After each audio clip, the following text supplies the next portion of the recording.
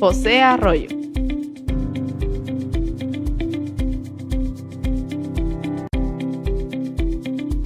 Ya viene.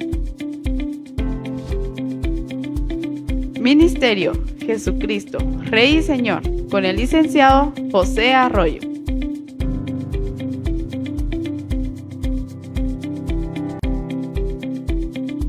Ya viene. Ministerio Jesucristo, Rey y Señor, con el licenciado José Arroyo.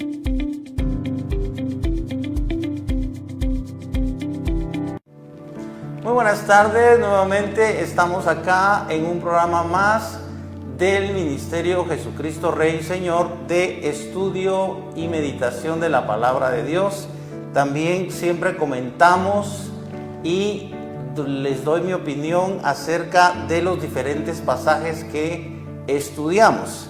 Ya saben a estas alturas que este programa lo hemos desarrollado solo con el sermón expositivo, que ustedes ya saben que la diferencia entre el sermón expositivo y el sermón temático es que para el temático pues obviamente se toma un tema y se enriquece o se complementa o se desarrolla con muchos pasajes bíblicos de toda la escritura, ¿verdad? Del Antiguo y del Nuevo Testamento.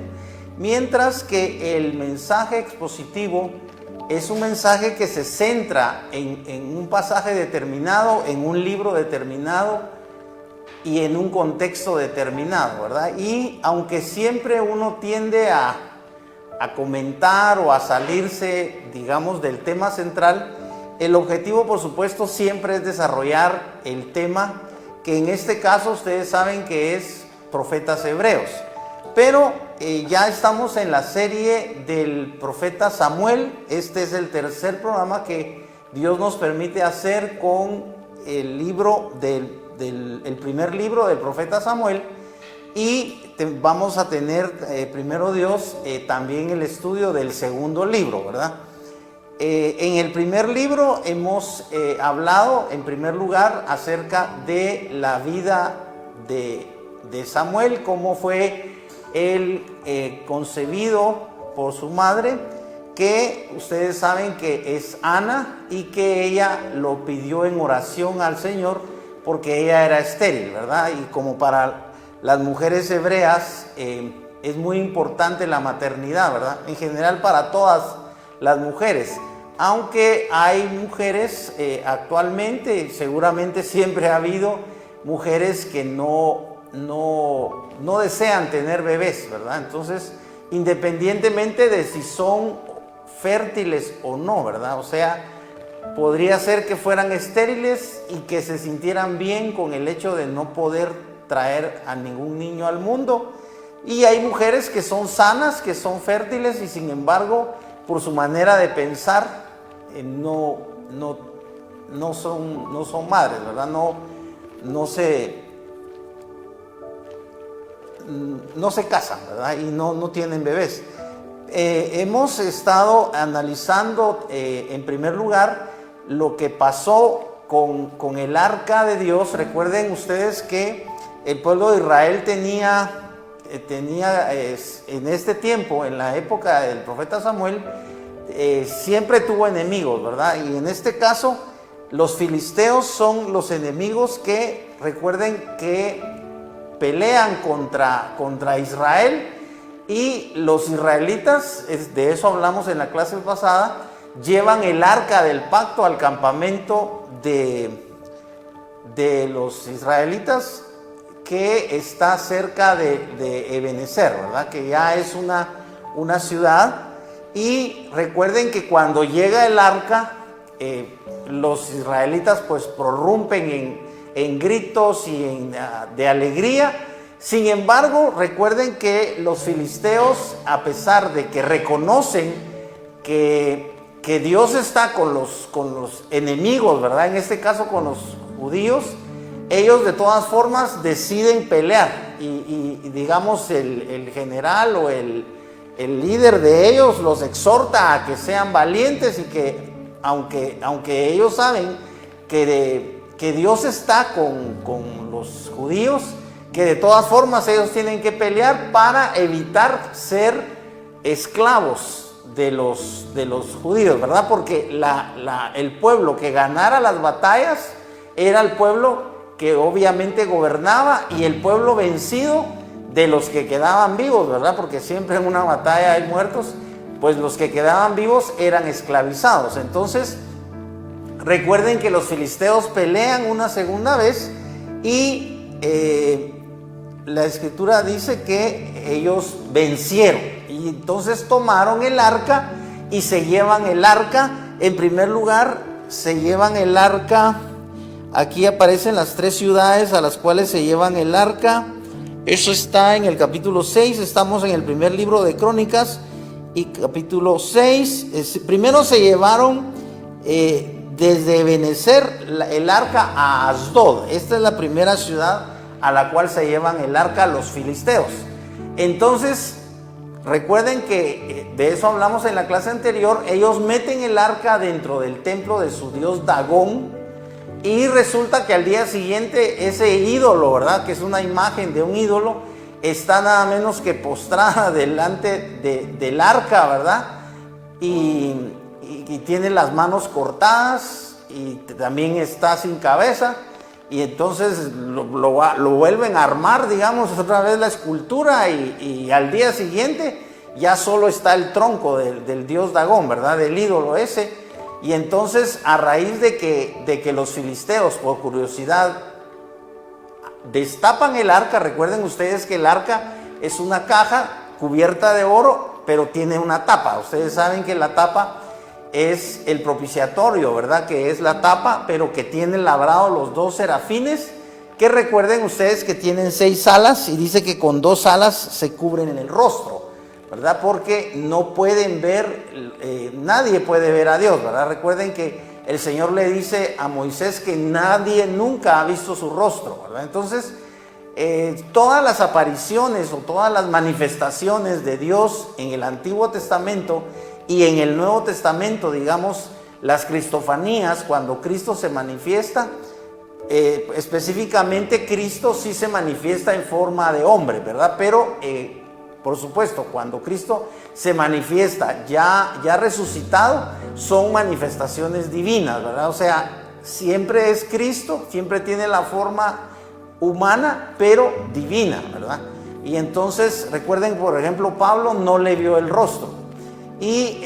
Pero las manifestaciones de Dios en el Antiguo Testamento, que son las teofanías, ¿verdad?, y que también aparecen, recuerden ustedes, en el Antiguo Testamento manifestaciones de Dios en la persona de Jesucristo, pero recuerden que se emplea el título de el ángel de Jehová, ¿verdad? Que ese ángel de Jehová no es un ángel con minúscula, sino es el ángel con mayúscula, porque es Dios mismo, es Jehová mismo, que se manifiesta en diferentes libros. Podemos ver del Antiguo Testamento, se presenta el ángel de Jehová ante diferentes personajes veterotestamentarios, ¿verdad? Se les presenta, y ellos lo pueden ver a veces como con la forma de un hombre de carne y hueso, pero generalmente es una teofanía, ¿verdad? Es una manifestación de Dios con forma humana. Entonces, aquí estamos en un momento en el que Dios comienza nuevamente a hablar al pueblo a través de Samuel, y estamos en el momento previo a la elección del rey. Recuerden que en este momento histórico se va a elegir al primer rey de Israel. Hemos hablado, porque estudiamos también eso. Recuerden que estudiamos el periodo de los jueces, ¿verdad? Algunos de los jueces pues son directamente profetas, pero no todos los jueces. Sin embargo, todos los jueces fueron puestos por Dios, y todos los jueces fueron respaldados por Dios. Por ejemplo, Sansón. Ustedes saben que Sansón, fue un personaje que tenía una fuerza sobrehumana, ¿verdad? Esa fue la virtud, por así decirlo. Ese fue el don que tenía Sansón. Pero Sansón era un hombre común y corriente, era un pecador, ¿verdad? Que era un hombre que como hombre le gustaban las mujeres y él no estuvo de acuerdo en tener solo mujeres hebreas, sino que ustedes saben que la perdición de Sansón fue que se enamoró de Dalila, que es filistea, ¿verdad? Ahora, en este contexto estamos acá en el momento en el que el arca ya ha pasado de estas ciudades. Primero va a Asdod, después los de Asdod mandan el arca a Gat y después mandan el arca a Ecrón. Dice que estuvo el arca en el territorio filisteo durante 7 meses. En estos 7 meses fueron miles de filisteos los que resultaron muertos, o dice aquí que tuvieron tumores. Por supuesto murieron de esos tumores, ¿verdad? Porque en esa época la medicina no estaba para nada adelantada, entonces no podían tratar ese tipo de enfermedades, pero todo fue porque ellos cometieron digamos, la falta de tocar el arca no se debía tocar, y de abrir y ver qué había dentro del arca. Y entonces aquí estamos en un momento en el que ellos, dice que los príncipes consultaron con los sacerdotes y con los adivinos, por supuesto, de los filisteos, y estos les indicaron que ellos podían devolver el arca para que el arca se fuera otra vez a Israel, pero que no la tenían que llevar ningún hombre, o sea, la tenían que mandar en un carro, y ese carro iba a ser jalado o tirado por un par de vacas, dice, recién paridas, a las cuales les habían quitado sus becerros, habían escondido los becerros y habían puesto el arca en una carreta jalada por vacas, ¿verdad? Entonces aquí vamos a leer en el capítulo 6 y verso 12, dice: y las vacas entonces, tomando la vía recta por el camino de Bet-Semes, seguían una misma senda, andando y mugiendo, y sin apartarse ni a derecha ni a izquierda. ¿Se dan cuenta? O sea, aquí nos están relatando qué camino tomaron las vacas, ¿verdad? Entonces, y los príncipes de los filisteos fueron tras ellas hasta el límite de Bet-Semes. Y los de Bet-Semes estaban segando el trigo en el valle, y alzando sus ojos divisaron el arca y se regocijaron al verla. No cabe duda que los de Bet-Semes ya es una región hebrea, ¿verdad? Y el carro llegó al campo de Josué Betsemita y se detuvo ahí donde había una gran piedra. Ellos entonces partieron la madera del carro y ofrecieron las vacas en holocausto a Dios, ¿verdad? O sea, se dan cuenta, ellos sabían que había que ofrecer sacrificio, ¿verdad? Cuando habla aquí de holocausto, ustedes ya saben que el holocausto era un sacrificio, pero además es un sacrificio que se quema, ¿verdad? Eso es muy importante. Por eso recuerden ustedes que cuando Hitler en la Segunda Guerra Mundial toma prisioneros a 6 millones de judíos, por supuesto paulatinamente, ¿verdad?, en los diferentes campos de concentración que había en toda Alemania, ustedes saben que se denomina holocausto a ese acontecimiento porque Hitler no solo asesinó a los judíos, sino que también los quemó. Recuerden ustedes que había hornos en los cuales cremaron los cadáveres. También hubo muchos cadáveres que los mataban y los enterraban, ¿verdad?, en fosas comunes. Y también hubo muchos judíos que sobrevivieron a pesar de que llegaron al final de la guerra, ¿verdad?, en 1945, estuvieron vivos, o sea, lograron sobrevivir, pero estaban desnutridos. Ustedes seguramente han visto algunas películas o documentales donde se puede ver que eran prácticamente esqueletos andando, ¿verdad? No tenían carne, estaban completamente desnutridos. Ahora, miren lo que pasa cuando reciben el arca los hebreos, aunque ellos se supone que sabían lo delicado que era tener el arca, y ellos sabían el respeto que había que tener ante el arca, porque recuerden ustedes que el arca es la presencia, es un símbolo de la presencia de Dios, ¿verdad? Entonces, es un misterio, ¿verdad? Porque recuerden que uno de los mandamientos es que está prohibido completamente la idolatría. Recuerden que dice claramente el Decálogo, ¿verdad? Que es donde están los 10 mandamientos, en el capítulo 20 de Éxodo, dice: no te harás imagen de lo que está en el cielo, ni de lo que está en la tierra, ni debajo de la tierra, y no las honrarás. Entonces, no se puede honrar.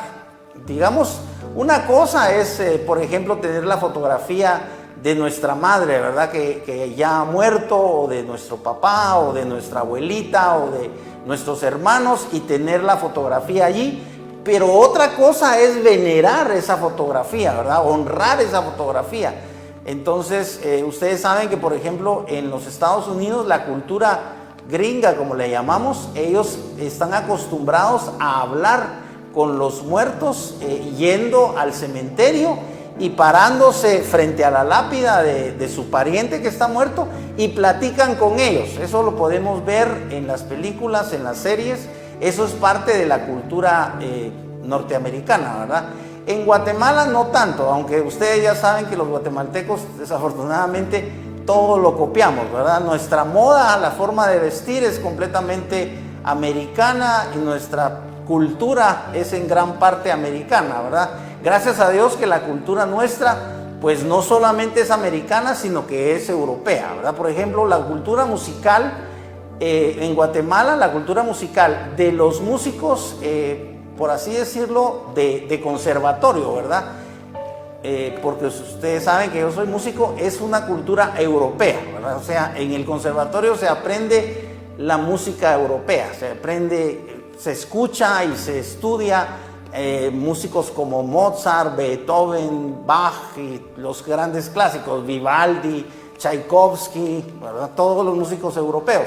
Pero en todo lo demás, desafortunadamente en Guatemala, ustedes se dan cuenta, por ejemplo, musicalmente cómo está no solo Guatemala, sino toda Latinoamérica influenciada por el reggaetón, el perreo y esos ritmos modernos, a los cuales, por supuesto, yo siempre les voy a hacer la guerra, ¿verdad? Porque, como ustedes comprenderán, yo soy un hombre ya un poco entrado en años, pero sobre todo de una educación musical, como les estoy explicando, europea. Entonces, pues parece rimbombante, tal vez pensarán que me estoy jactando, pero lo que quiero decir es que cuando ustedes aprenden a escuchar la música clásica, tienen otro concepto acerca de la música. No es lo mismo, por ejemplo, comer solo huevos con frijol, ¿verdad? Y tortillas con queso, que saborear una paella, saborear diferentes platillos internacionales, ¿verdad?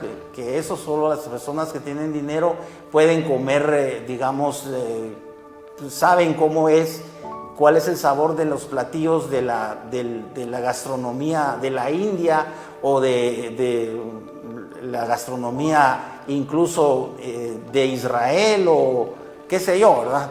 Diferentes sabores que pues en Guatemala tenemos nuestra gastronomía chapina, ¿verdad? Pero sabemos que existen miles de platos deliciosos, ¿verdad? Que tal vez por razones económicas la gente no puede disfrutar. Entonces, musicalmente también ustedes deben seguramente tener un concepto claro de la diferencia que hay entre la música clásica, que es música pura, ¿verdad? Música instrumental, y la música popular, que básicamente son las canciones modernas de reggaetón. Entonces, esto pareciera que no tiene nada que ver con lo que estamos hablando, pero recuerden que esto es parte de la cultura.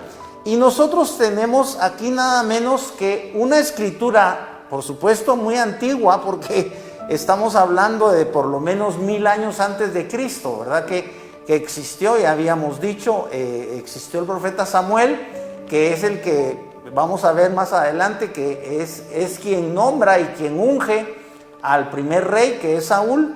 Entonces estamos hablando de 3000 años, hace 3000 años que existió el profeta Samuel.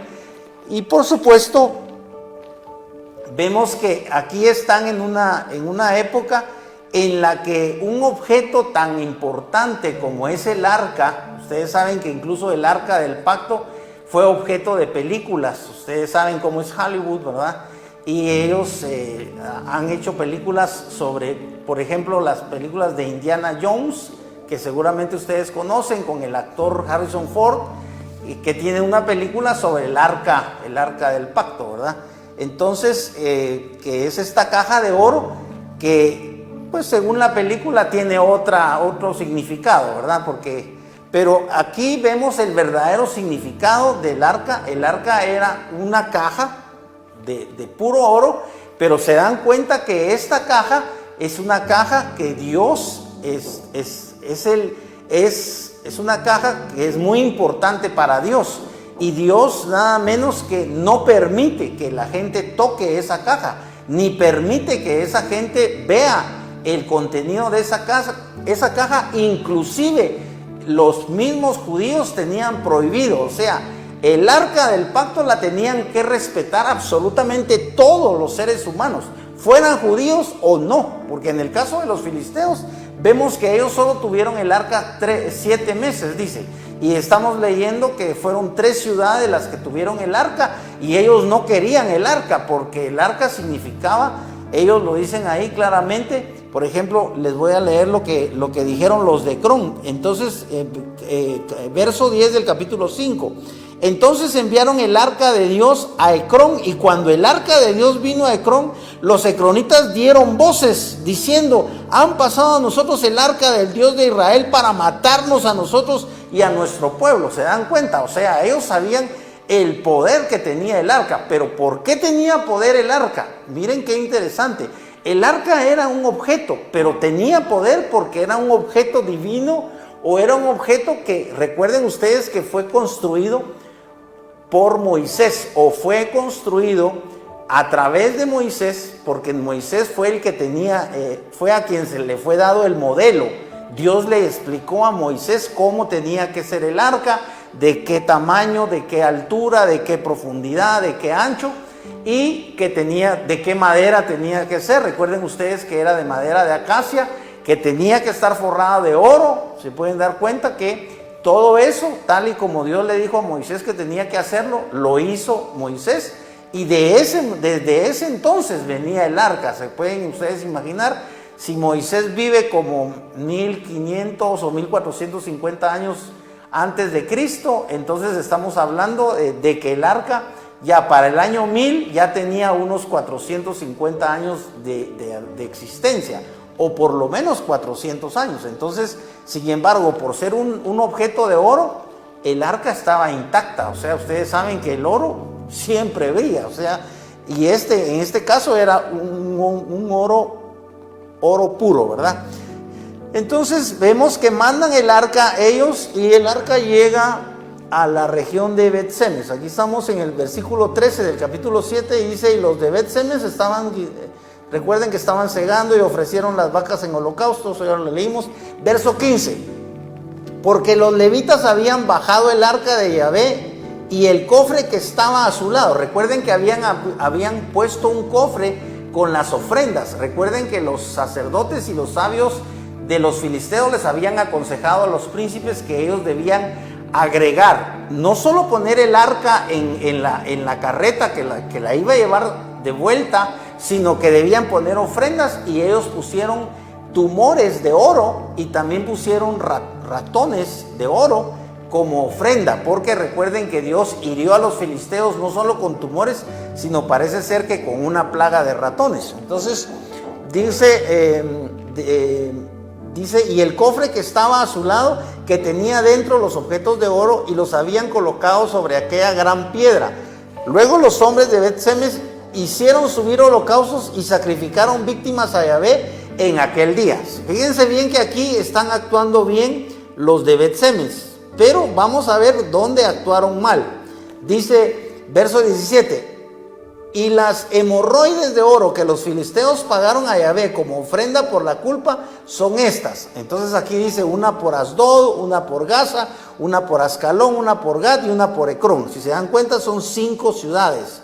Y los ratones de oro eran conforme al número de todas las ciudades de los filisteos. Bueno, la gran piedra sobre la cual colocaron el arca de Yahvé permanece hasta este día en el campo de Josué Bet-Semita, ¿verdad? Porque era de Bet-Semes. por eso se le llama Bet-Semita.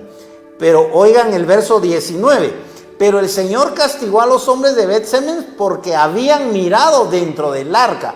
Fíjense bien, esto es muy importante porque ellos sabían que no debían tocar el arca, y sin embargo, si se dan cuenta, aquí nos está diciendo la escritura que tocaron el arca, y miren lo que les pasó. Pero el Señor castigó a los hombres de Bet-Semes porque habían mirado dentro del arca de Yahvé.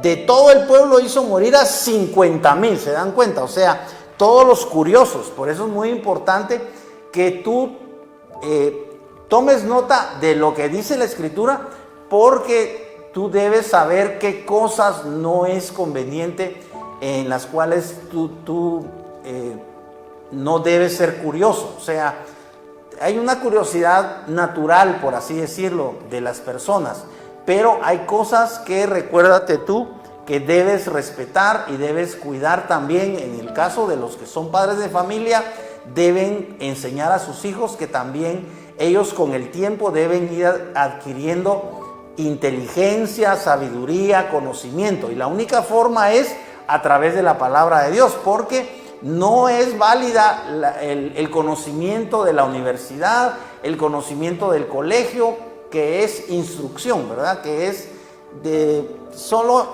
transmisión de conocimientos, ¿verdad? Aquí está diciéndonos que de todo el pueblo hizo morir a 50,070 hombres. Imagínense, o sea, nos da el dato exacto: 5,070 hombres, y el pueblo hizo duelo porque Yahvé lo había castigado con gran mortandad. Ahora miren lo que está pasando acá. Dice, entonces los hombres de Bet-Semes dijeron: ¿quién podrá permanecer en pie delante de Yahvé, este Dios tan santo? Miren qué importante. ¿Y a quién subirá desde nosotros? Y enviaron mensajeros a los habitantes de Kiriat Jearim, diciendo: los filisteos han devuelto el arca de Yahvé, bajad y hacedla subir con vosotros. O sea, les están diciendo que se la lleven, ¿verdad? Porque ellos cometieron la imprudencia de tocarla. El arca no la debían tocar. Entonces hay ciertas cosas que, recuérdate tú que eres padre de familia, le dices a tus hijos: mira nene o mira nena, esto no lo toques porque es muy peligroso. Si hay cables, por ejemplo, cables de corriente eléctrica, tú sabes que debes cuidar mucho esos detalles. Y los niños generalmente son curiosos, y los niños se pueden electrocutar si tú dejas cables, como decimos, pelados, ¿verdad? Cables sin aislante. Entonces es un ejemplo, ¿verdad? Que hay ciertas cosas que son muy delicadas y que tú como padre de familia debes enseñar. Recuérdate que esa fue una exhortación en la clase pasada, que los padres somos los que debemos instruir a nuestros niños. Y en cierta forma también, digamos, los adultos, aunque no seamos padres de los niños, tenemos cierta autoridad para ayudar a los padres aconsejando a sus hijos, ¿verdad? Cuando vemos que los niños o los jóvenes están actuando mal, nosotros tenemos autoridad de parte de Dios para decirle a los niños o a los jóvenes: por favor no hagas esto, o no corras aquí dentro del templo porque es un lugar consagrado para Dios. Esta no es, o sea, es un ejemplo, ¿verdad? Hay padres de familia que llevan a sus hijos a la iglesia, que es el templo, ¿verdad? Porque ya sabemos que la iglesia es la gente, pero le llamamos iglesia al templo. Entonces llevan a su hijo a la iglesia, y en la iglesia no le dicen nada al nene que esté corriendo, pero él no debe estar corriendo adentro del templo, porque él puede salir a jugar al patio, o salir a jugar al parqueo, o salir a jugar o a sentarse al lobby, pero no debe estar corriendo jugando en el templo. Sin embargo, pasan esas cosas porque los padres no tienen el cuidado de enseñar a sus hijos que, como decía mi papá, hay un lugar para cada cosa y una cosa para cada lugar. O sea, hay lugares donde tus hijos pueden jugar libremente, pero hay lugares donde no. Entonces, tú debes ser el que les enseña. Y en este caso estamos viendo que esta curiosidad les estaba costando la vida, y les costó la vida a 50,070 personas. Entonces, date cuenta de lo importante que es todo esto. Recuérdate lo caro que le salió a Faraón desobedecer a Dios, y lo caro que le salió a Faraón no querer dejar ir al pueblo de Israel, y se lo decía Moisés: deja ir al pueblo de Israel, porque tiene que ir al desierto a celebrarme fiesta, a ofrecerme sacrificios. Y el faraón: no, yo no conozco a Jehová y yo no lo voy a dejar ir. Y como se puso el faraón en esa posición, recuerden que Egipto quedó devastada completamente, y además hasta les quitaron el oro, porque dice que los judíos pedían presentes, y los egipcios, con tal de que se fueran, les regalaban oro, plata y collares y todo lo que ellos querían, ¿verdad? Entonces dice la Biblia que despojaron a los egipcios. Estamos ya en el capítulo 7 y vamos a ver acá, vamos a adelantar un poco. Vamos a ver las reformas que hace Samuel en el capítulo 7 y verso 3. Miren acá interesante. Dice ya de Samuel, verso 3 del capítulo 7. Y habló Samuel a toda la casa de Israel diciendo: si os volvéis a Yahvé con todo vuestro corazón, quitad de en medio vuestro a los dioses extraños y a Astarot, y preparad vuestro corazón para Yahvé. Servidle solo a él, y él os librará de mano de los filisteos. Miren qué importante la exhortación que les da Samuel a todos los judíos, ¿verdad? Todos los del pueblo de Israel. Dice: y él os librará de mano de los filisteos. Y los hijos de Israel quitaron a los Baales y a Astarot, y sirvieron solo a Yahvé. ¿Se dan cuenta? O sea, lo que les estaba diciendo Samuel era cierto. Les estaba diciendo: quiten a los ídolos, quiten a los Baales. Recuerden ustedes que Baal significa señor, o sea, había señores. Quiten a los señores. No hay ningún otro señor más que Dios. O sea, Él es el Señor. Y los demás señores que en esta época había eran ídolos. Ustedes saben que la Biblia dice que los ídolos de los pueblos son vanidad. ¿Por qué? Porque los ídolos fueron inventados, fueron creados, fueron concebidos por la mente humana. O sea, ¿cómo fue que se les ocurrió, por ejemplo, que los dioses griegos tenían forma de hombre? Que Zeus tenía forma de hombre y que Venus tenía forma de mujer. O sea, Zeus era un hombre y Venus era una mujer, y todos los dioses griegos eran hombres y mujeres. Estaba Apolo, por ejemplo, y todos los dioses. Estaba el dios de la guerra, estaba Marte, ¿verdad? O sea, tantos dioses griegos. Y también estaba el propio padre de Zeus, que ustedes saben que era Cronos, ¿verdad? O sea, que también era un hombre. O sea, tenían forma de hombre, solo que eran inmortales porque eran dioses. Pero recuerden ustedes que como eran dioses, eran invisibles también, porque realmente no existían, porque no existe otro Dios fuera de nuestro Dios. Así que los 50 dioses o los 3000 dioses de la India, igualmente la Biblia dice que son vanidad. Son vanidad todos los dioses, porque no hay dioses, hay un solo Dios. Y por eso es que el pueblo de Israel, incluso ustedes saben que el pueblo de Israel asesinó a Cristo, o sea, lo condenó a la muerte en la cruz del Calvario, porque el pueblo de Israel tenía claro que solo hay un Dios, porque ya les había escrito Moisés: oye Israel, Jehová tu Dios uno es. O sea, nosotros ya hemos, gracias a Dios, entendido el misterio de la Trinidad, ¿verdad? De la Santísima Trinidad, que por supuesto el concepto de Santísima Trinidad no es un concepto bíblico. La palabra Santísima Trinidad no aparece en la Biblia, ese es un concepto teológico, ¿verdad? Y ustedes saben que incluso no es un concepto teológico evangélico, es un concepto teológico católico. O sea, la doctrina de la Santísima Trinidad es católica, pero la iglesia evangélica está muy de acuerdo en que es acertada la concepción, porque la Biblia lo dice, de que Dios se ha manifestado en la forma del Padre, ¿verdad? Que es Jehová, en la forma o en la persona divina de Jesucristo, que aunque fue de carne y hueso y murió en la cruz del Calvario como un ser humano normal, ¿verdad? Porque lo clavaron en la cruz, y obviamente se desangró, no solamente por los 40 azotes. Recuerden que le dieron 40 azotes de una forma barbárica, ¿verdad? O sea, fueron azotes terribles que le despedazaron completamente la espalda, y no solo la espalda, sino que los azotes, recuerden ustedes que cuando cada vez que azotaban a Cristo y jalaban el látigo tenía como púas, como púas, y jalaban la carne del Señor, y eso al Señor lo hicieron completamente, lo desfiguraron. Por eso es que la Escritura dice que fue desfigurado, dice que no había parecer en él. O sea, Cristo se volvió casi como una masa de carne, porque Cristo fue crucificado y fue, ¿cómo se dice? Lo golpearon. Ustedes saben cómo fue el asesinato de Cristo. Entonces, aquí está hablando el profeta Samuel, para volver acá al contexto, de la importancia de quitar todos los baales. Y miren cómo el pueblo de Israel dice en el verso 4: y los hijos de Israel quitaron a los baales y a Astarot y sirvieron solo a Yahvé. Luego dijo Samuel: reunid a todo Israel en Mizpa y yo oraré por vosotros a Dios.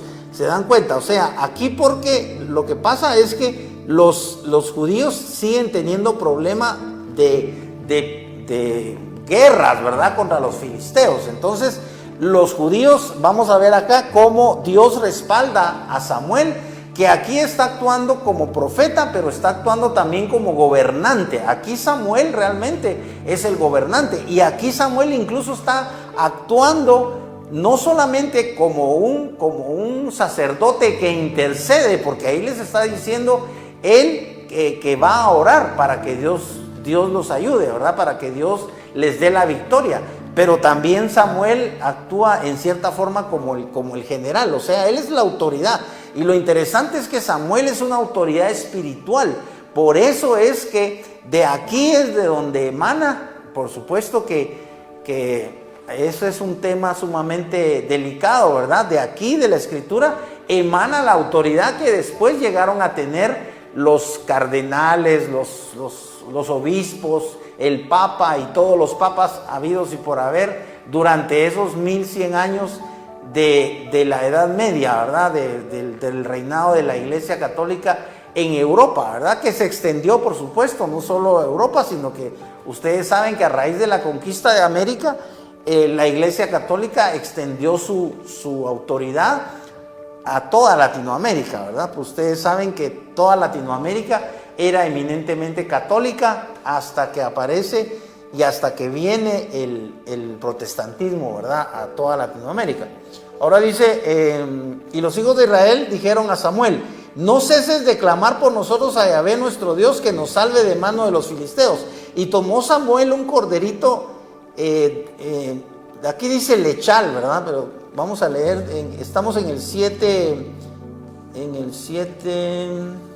9. Miren cómo dice acá.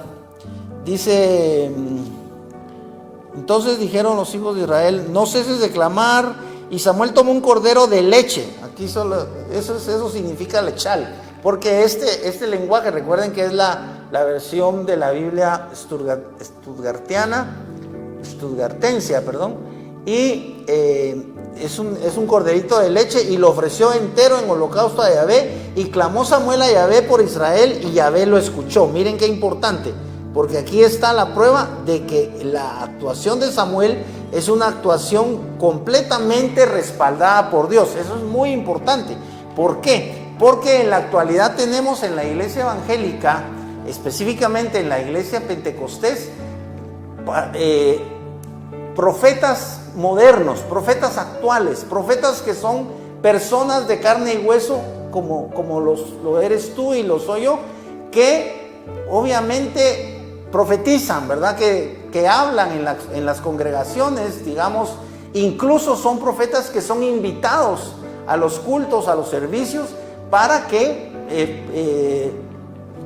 desarrollen su ministerio profético o utilicen su don profético. Y son personas, no solo hombres, sino también mujeres, que se atreven a profetizar, y entonces dicen: así dice el Señor, tal y tal cosa, y ustedes ya saben cómo hablan los profetas, ¿verdad? Entonces, aquí Samuel está actuando como profeta, pero está actuando como sacerdote, porque dice en el verso 10, y aconteció que mientras Samuel hacía subir el holocausto, los filisteos se acercaron para combatir a Israel, pero Yahvé tronó aquel día con gran estruendo sobre los filisteos y los desbarató y fueron derrotados delante de Israel. Si se dan cuenta, aquí estamos entonces hablando de la intervención divina en favor de los israelitas, porque dice que Dios tronó, vamos a ver, y fueron derrotados delante de Israel. O sea, podemos ver ahí la respuesta de Dios al clamor también está en el 12, vamos a leer el verso 12, porque aquí también termina o continúa Luego dice, Samuel tomó una piedra y la asentó entre Mizpa y Sen y le puso por nombre Ebenezer. Ahí recuerden que es donde aparece también esa palabra, diciendo, hasta aquí nos ayudó Yahvé, o sea Dios. Porque recuerden que eso es lo que significa Ebenezer, hasta aquí nos ayudó. O sea, algo así como...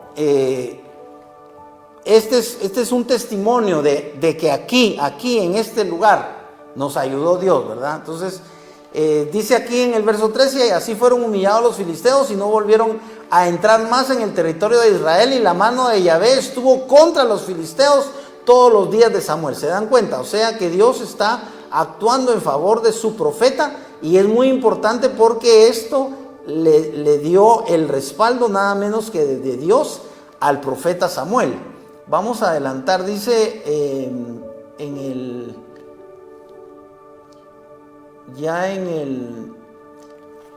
verso 16 y 17, aunque dice, vamos a ver, y fueron restituidas a Israel las ciudades que los filisteos le habían tomado desde Ecrón hasta Gat, e Israel libró su territorio de mano de los filisteos, y también hubo paz entre Israel y el amorreo. ¿Se dan cuenta?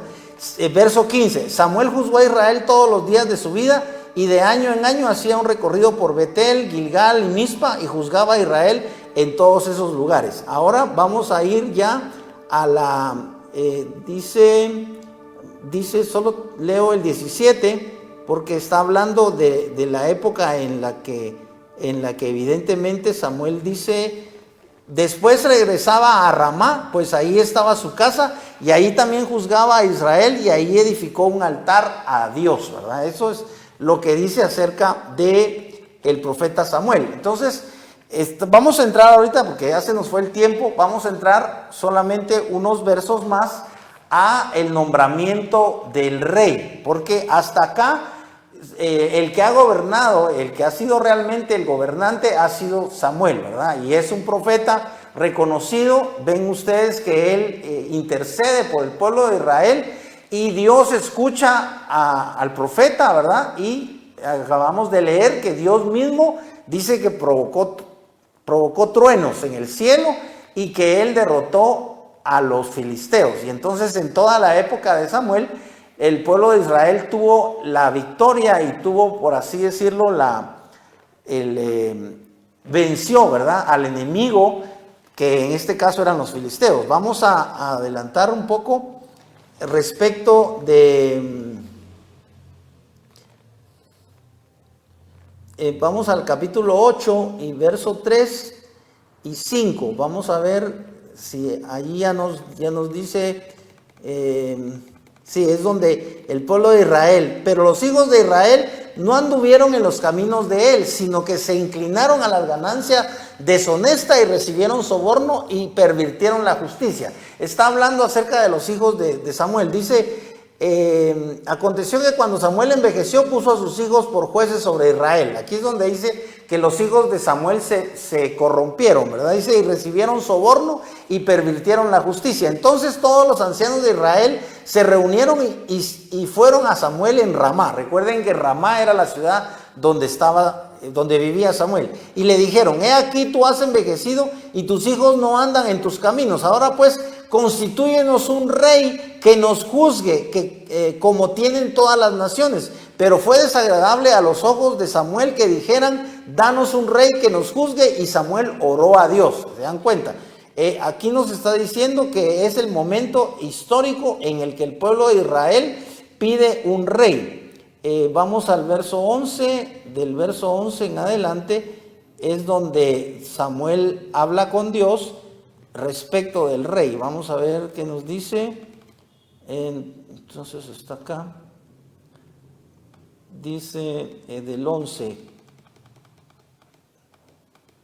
Dice, diciendo, oigan lo que les dice Samuel a los israelitas. Este será el proceder del rey que reine sobre vosotros. Tomará vuestros hijos y los pondrá a su servicio para sus carros de guerra y su caballería, para que corran delante de su carruaje. Y los designará como capitanes de millares y capitanes de cincuentena, y para arar sus campos, y para recoger sus cosechas, y para hacer sus armas de guerra, y los pertrechos de sus carros de guerra. Tomará vuestras hijas para que sean perfumistas, y sean cocineras, y sean panaderas, y tomará vuestros campos, y vuestros viñedos, y vuestros mejores olivares, y los dará a sus siervos. ¿Se dan cuenta? O sea, aquí Samuel les está advirtiendo a los israelitas cuál va a ser el precio que ellos van a pagar por tener rey. Dice, y tomará vuestros campos y vuestros viñedos, vuestras mejores olivares, y los dará a sus siervos, diezmará vuestras sementeras y vuestras viñas para darles a sus eunucos y a sus servidores, y tomará vuestros siervos y vuestras siervas y vuestros jóvenes más escogidos y vuestros asnos, y los empleará en sus propias labores. Y miren todo lo que les dice, diezmará vuestro rebaño, vuestros mismos, y vosotros mismos les seréis por siervos, y en aquel día clamaréis a causa de vuestro rey a quien os escogisteis, pero Yahvé no os responderá en aquel día. Pero el pueblo no quiso escuchar la voz de Samuel, sino que dijeron, no, haya rey sobre nosotros. ¿Se dan cuenta? O sea, el pueblo estaba decidido a que hubiera rey. Lo que pasa es que debemos entender nosotros que el pueblo de Israel realmente es un pueblo en cierta forma común y corriente. O sea, es el pueblo que Dios elige, al menos en el periodo veterotestamentario, ¿verdad? En el periodo del Antiguo Testamento, pero resulta que es un pueblo pecador, o sea, es gente normal, es gente, recuerden ustedes cuando estudiamos lo que pasó con aquel levita, que recuerden que llevó a su concubina a la tierra de los benjamitas y la violaron y la asesinaron, y él la descuartizó y la envió en pedazos para que eso provocara una guerra civil. Recuerden que hablamos de eso. Entonces, aquí vemos que este pueblo era inclinado a la idolatría. ¿Por qué? Porque estaba inmerso en una cultura, estaba inmerso en una región, en una tierra de pueblos que eran idólatras, pero también por naturaleza. Recuerden que el pueblo de Israel viene de Egipto, que era una nación idólatra. Entonces los egipcios tenían muchos dioses, ustedes saben, ¿verdad? Que tenía, por ejemplo, al dios Ra y al dios Osiris, que parece que es el dios del inframundo, ¿verdad? El dios para después de la muerte. Y entonces el pueblo de Israel estuvo inclinado siempre a la idolatría. Ustedes estudian todo el Antiguo Testamento y se dan cuenta que en repetidas ocasiones todos los profetas exhortan al pueblo a que dejen la idolatría, que no hagan ídolos y que no adoren imágenes, y de todas formas el pueblo de Israel fue eminentemente idólatra. Por supuesto, actualmente ya no. Actualmente el pueblo de Israel parece que ya desde la época de Cristo, digamos hace 2000 años, que el pueblo de Israel ya estaba centrado, ya estaba, por así decirlo, ya había aprendido, porque recuerden que incluso tuvieron 2 deportaciones, ¿verdad? Que fueron deportados en diferentes momentos. Recuerden que una de ellas fue con el profeta Isaías y con el profeta Jeremías, y con esas deportaciones, pues obviamente fueron por ser idólatras. Entonces el pueblo de Israel ya en la época de Cristo ya no cayó en esa idolatría. Y actualmente el pueblo de Israel sigue siendo fiel al concepto de la monoteísta, ¿verdad? Al concepto de que ellos deben adorar solamente al único Dios verdadero. Y los judíos eso es lo que hacen, esa es la religión de los judíos. Recuerden que el concepto de monoteísmo es un concepto dado a la humanidad a través del pueblo de Israel. El hecho de que también los del Islam, ¿verdad? Que son los seguidores de Mahoma, ¿verdad? Los musulmanes son monoteístas, pero recuerden que Mahoma es un personaje del siglo VI después de Cristo. Entonces, no tiene mérito, por así decirlo, que ellos sean monoteístas en el sentido de que ya 6 siglos antes Dios les había dado, bueno, no 6 siglos, sino que más de 6 siglos, se pueden imaginar. Ya había prácticamente más de 2000 años que atrás ya les había dado al pueblo de Israel Dios el decálogo, ¿verdad? Ya había escrito Moisés el Pentateuco y ya el pueblo de Israel tenía la revelación de que no existen 2 dioses, ni 3, ni 5, ni 1000, ni 3000. Existe un solo Dios y por eso nosotros como cristianos creemos en un solo Dios. Recuerden que para nosotros el Espíritu Santo es Dios, Jesucristo es Dios y el Padre es Dios. Y los 3 son un solo Dios divino, un solo Dios perfecto, un solo Dios creador del universo, es un solo Dios. Lo que pasa es que nuestra mente, si nosotros tratamos de entender el misterio de la revelación de Dios, no lo podemos entender con esta mente. ¿Por qué? Porque esta mente, recuerden que es humana, es carnal, está limitada, es una mente imperfecta. Recuérdate que tú solo puedes entender a Dios con la mente de Cristo. Por eso recuérdate que el apóstol Pablo dice, mas nosotros tenemos la mente de Cristo. Si tú quieres entender a Dios, si tú quieres conocer a Dios, no puedes ser de acuerdo a lo que tú piensas, no puedes ser de acuerdo a tu propia mente. No trato de insultarte ni de decir que tú tienes una mente limitada. No, tú puedes ser una persona inteligente, sumamente inteligente. Tú puedes ser, incluso siendo guatemalteco o siendo latinoamericano, tú puedes ser un científico, que seas miembro de la NASA, por ejemplo. Estás contratado por una de las superpotencias, por los Estados Unidos, y ganas no sé cuántos miles de dólares mensuales porque eres un genio, eres un científico. Pero con esa mente de científico no puedes entender a Dios. La Escritura dice claramente que las cosas espirituales se deben discernir espiritualmente. Y por eso es que es muy importante que tú te sientes a escuchar la palabra de Dios. En este caso, pues humildemente es a través de mí, pero lo más importante es que tú te acerques por fe a la persona de Jesucristo y que tú le des completamente tu vida a Cristo. Entrégale a Cristo tu corazón, tu alma, tu mente. Tu misma mente puede ser un obstáculo para acercarte a Dios. Tu mismo corazón, recuérdate que la Biblia dice, y eso lo vamos a ver, ya se nos acabó el tiempo, pero lo vamos a ver primero Dios en un programa futuro, cuando el profeta Samuel, que es el que estamos estudiando, recuerda que lo dijimos en la clase pasada, Dios le dice a Samuel que no vea el corazón, que no vea lo externo, porque lo externo lo vemos los hombres. Los hombres vemos a la mujer, qué bonita, qué linda, qué preciosa, qué cabello, qué ojos, qué sonrisa. Y así son las mujeres, ven a los hombres y les parecen que son guapísimos, que son muy altos, que son muy fornidos, que son muy simpáticos, pero esas son apariencias externas. Recuérdate que la Escritura nos enseña aquí mismo en el libro de Samuel, lo vamos a ver en la próxima clase, cuando el Señor le dice a Samuel que nosotros vemos lo externo, pero que Dios ve el corazón. Por eso es muy importante que tú entregues tu corazón a Cristo. Ya vamos a terminar porque se nos fue el tiempo, solo leo unos versos más. Dice que ellos no quisieron escuchar los consejos de Samuel y de todas formas ellos querían un rey y querían un rey. Entonces Dios les dio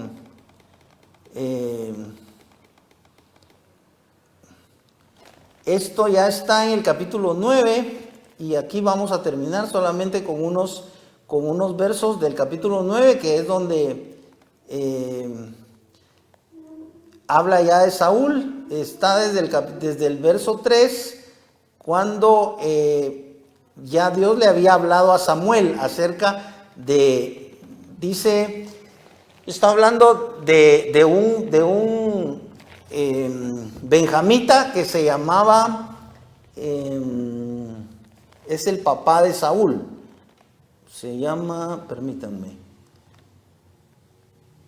Cis se llama, hijo de Abiel, hijo de Seror, vamos a ver, dice, había un hombre de Benjamín, hombre poderoso, prudente, cuyo nombre era Cis era el papá de Saúl. Entonces sucede que a este personaje se le pierden unas asnas, dice el verso 2, y él tenía un hijo que se llamaba Saúl, joven y apuesto, tanto que entre los hijos de Israel no había otro mejor que él. De los hombros arriba era más alto que cualquiera del pueblo. Y las asnas de Cis, el padre de Saúl, se habían perdido, por lo cual dijo Cis a su hijo, Saúl, toma ahora contigo a uno de los criados, levántate y ve en busca de las asnas. ¿Se dan cuenta? Aquí nos empieza a narrar la historia de cómo fue que llegó Saúl hasta Samuel. Lo que pasa es que se pierden las asnas y entonces Saúl, pues obedientemente se va a buscar las asnas de su papá, pero se lleva a un criado. Llegan tan lejos que entonces Saúl le dice a su criado, mira, me parece que nos alejamos tanto que ya mi papá no va a estar preocupado por las asnas, sino seguramente va a estar preocupado por nosotros, ¿verdad? Porque ya nos alejamos mucho. Entonces el criado le dice, es el que le sugiere a Saúl que vayan a visitar al que le llaman vidente, que es el profeta, y en este caso es Samuel. Entonces el mismo criado, cuando Saúl le pregunta, pero ¿qué le vamos a dar al vidente? Porque en ese tiempo cada vez que la gente consultaba al profeta le debía llevar alguna ofrenda. Entonces el criado le dice a Saúl que él tiene una moneda, ¿verdad?, de plata, y eso es lo que le va a dar al profeta. Entonces se van a buscar al profeta para que el profeta los ayude a encontrar las asnas. Dice en el 6 es donde aparece esa sugerencia. Aquí vamos a leer aquí mejor. Estamos en el 9:6. Él respondió, he aquí ahora hay en esta ciudad un varón de Dios. Eso es lo que le está diciendo el criado a Saúl, que es hombre insigne, todo lo que él dice acontece sin falta. Vamos pues allá, quizá nos dará algún indicio acerca del paradero o del objeto por el cual emprendimos nuestro camino. Respondió Saúl a su criado, vamos ahora, pero ¿qué llevaremos al varón? Porque el pan de nuestras alforjas se ha acabado y no tenemos que ofrecerle. El varón de Dios, ¿qué tenemos? Entonces volvió el criado a responderle a Saúl, diciendo, he aquí que se halla en mi mano la cuarta parte de un siclo de plata. ¿Se acuerdan que en ese momento la moneda parece que era el siclo, ¿verdad? Entonces dice que tenía la cuarta parte del siclo. Solo vamos a terminar aquí con la elección, pero antes están desde el capítulo 10 es donde es electo, por así decirlo. Y cuando subían a la cuesta de la ciudad hallaron unas doncellas que salían por agua, a las cuales dijeron, ¿está en este lugar el vidente? Ellas respondiéndoles dijeron, sí, helo allí delante de ti, date prisa, pues porque hoy ha venido a la ciudad en atención a lo que el pueblo tiene hoy, en atención a que el pueblo tiene hoy un sacrificio en lugar alto. Entonces aquí encuentran, Saúl encuentra a Samuel, que es el encuentro importante.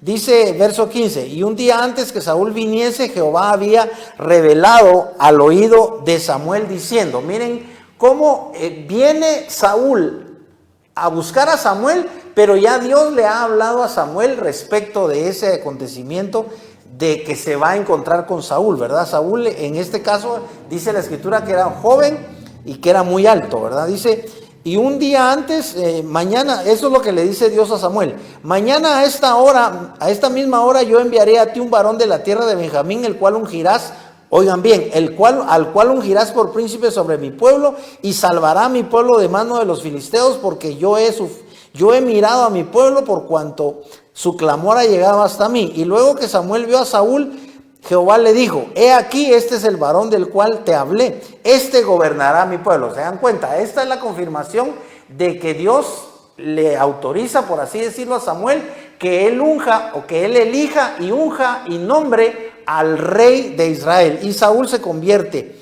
Entonces, verso 18, acercándose pues Saúl a Samuel, en medio de la puerta le dijo, te ruego que me enseñes dónde está la casa del vidente. Y Samuel respondió a Saúl, diciendo, yo soy el vidente, sube delante de mí al lugar alto y come hoy conmigo, y por la mañana te despacharé y te descubriré todo lo que está en tu corazón. Ahora vean, aquí terminamos. Dice, y descendiendo ellos al extremo de la ciudad, dijo Samuel a Saúl, di al criado que se adelante. Aquí ya pasó la parte de la comida. Dice, entonces Samuel tomó a Saúl y a su criado, los introdujo a la sala y les dio lugar en la cabecera de los convidados, que eran unos 30 hombres. Y dijo Samuel al cocinero, trae acá la porción que te di, la cual te dije que guardarais aparte. Entonces alzó el cocinero una espaldilla con lo que estaba sobre ella y lo puso delante de Saúl. Y Samuel dijo, he aquí lo que estaba reservado, ponlo delante de ti y come, porque para esta ocasión se te guardó, cuando dije yo he convidado al pueblo. Y Saúl comió aquel día con Samuel. Entonces aquí viene, y aconteció, y descendiendo ellos al extremo de la ciudad, dijo Samuel a Saúl, di al criado que se adelante. Entonces se adelanta el criado, mas espera tú un poco para que te declare la palabra de Dios. Y tomando entonces Samuel una redoma de aceite, miren aquí, y aquí terminamos, porque aquí es el momento en el que unge Samuel a Saúl. Entonces Samuel tomó una redoma de aceite, la derramó sobre la cabeza y le besó y le dijo, ¿no te ha ungido Jehová por príncipe sobre su pueblo Israel? Hoy, después que te hayas apartado de mí, hallarás 2 hombres junto al sepulcro. Y entonces le comienza a dar ciertas indicaciones que ya no tenemos tiempo para leerlas, pero lo vamos a hacer en la próxima clase. Estamos aquí en el capítulo 10 del primer libro de Samuel y estoy terminando esta tarde para darle gracias a Dios por esta palabra. Vamos a orar y, si Dios nos lo permite, vamos a continuar con esta historia en la próxima clase. Padre, te damos infinitas gracias por tu presencia. Señor, estamos aquí delante de ti, agradeciéndote infinitamente, Señor, por tu presencia en este canal, por tu presencia en la junta directiva, Señor, de este canal, que permite que haya programas de estudio bíblico, de predicación de tu palabra, programas evangelísticos, programas de alabanza, Señor, pero sobre todo estamos rogándote que tu evangelio llegue, Señor, allí a las casas de mis hermanos, de los amigos, de los televidentes, Señor, en el nombre de Jesús.